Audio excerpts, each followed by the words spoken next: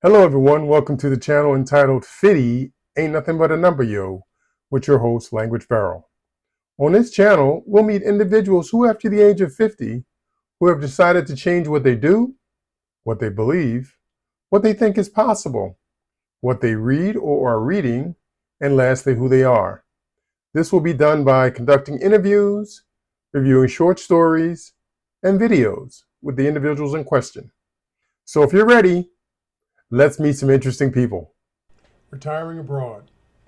Close your eyes and imagine sun-kissed beaches, beautiful ski resorts, hiking through pristine forests or over snow-capped mountains. What is your dream retirement? Do you even have one? Is retirement a possibility for you? Leave a comment below. Maybe it'll help someone struggling with the same issues. What are your expectations for retirement in the U.S.? Healthcare costs, home prices, and food costs. Do you really know how much it costs to live here or to retire here in America? Do you even have enough money to retire here? The bad news is that the dollar is shrinking, especially here in America. The good news, well, if you can call it good news, is that it may be growing in other places around the world. I never thought in a million years that I'd be planning my retirement years outside of America. No, I'm not a millionaire trying to dodge responsibilities or evade taxes. I'm just a middle class person looking to live out my retirement years with a comfortable and affordable lifestyle. When I travel to other countries, people frequently ask me, what's it like? What's life really like in America? And I tell them, honestly, it's expensive, but probably the best place in the world to chase money, but probably also the worst place to live when time begins to chase you. If you're planning on subsisting solely on Social Security in America, you'll face some immense challenges trying to survive here, where the average Social Security benefit is $1,827 per month as of January 2023. That's according to Brandon 2022. This amount barely covers the cost of renting in many places. That's according to World Population Review 2023. Let's start where all things seem to start in the US, with money, specifically with the cost of living. In the US, like most places around the world, cost of living is going to vary greatly depending on where you decide to live and how you decide to live. The average household of four spends about $61,334 a year on expenses, $1,784 a month on housing costs. That's again according to the World Population Review. The average single-family home in America costs $273,992. Thinking about renting a two-bedroom apartment, well, that averages about $1,164. 16% of the typical family's expenses goes towards transportation. 8.5 goes towards healthcare. Again, that's according to World Population Review 2023. I live in Washington, D.C., the nation's capital, and one of the most expensive areas in the United States. I guess in the past it would be like living in the castle next to the king. Maybe that's why the cost of living is so much higher. I don't know. When looking at cost of living, we need to examine the cost of living index to compare the cost between other cities or states. The national average cost of living score is 100 points. We'll use that as the baseline.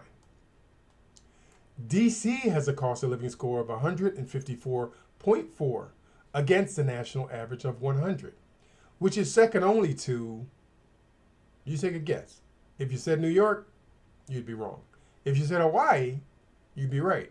Hawaii has a cost of living score of 193, again according to World Population Review. Just for comparison, Mississippi, that's Mississippi as in MISSISSIPPI, has the lowest cost of living index score in America of 85, almost half the score of Washington, D.C. In D.C., housing averages about $2,071 a month, healthcare a whopping $854 a month. The average home cost, are you ready for this? It's a big number. The average home cost in D.C. is $698,219. That's according to the Cost of Living in Washington, D.C. 2021. These costs make D.C. a very difficult place to retire, especially if you're trying to do so on a fixed income. Growing up in America, I lived in an area where it was possible to walk to transportation or have easy access to transportation, to walk to restaurants and schools and grocery stores. In America today, this convenience, especially here in DC, it comes at a very, very high price.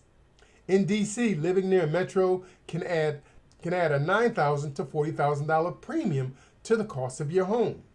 You're looking at houses between $310,000 and $414,000. That premium starts at $42,000 and goes up to $55,000. That's according to Lerner 2019. I've always wanted to live abroad, but I married early at 21 and finished having children at 47. This made the dream of living abroad earlier very difficult or nearly impossible. When I began to travel the world in my 50s, I started looking outside of the US for a retirement life that was beyond my reach in America. This included living in a city or town where a car was not mandatory, it was not a necessity. Being able to walk to bars or cafes or restaurants, having easy access to public transportation within walking distance of my home. During my travels, this is when I began to realize that not only could I survive outside of America, but that it may be possible to live my best years in retirement outside of America. The succeeding articles that we'll cover on this channel are going to focus on some of the places around the world that I'm considering as possible retirement destinations. Come along with me. I'm sure you'll be surprised by the lifestyles available for just a fraction of what it would cost to live and retire in the US. And remember, achieve something different, believe something different, conceive something different, read something different, but most importantly, be something different. The world is waiting.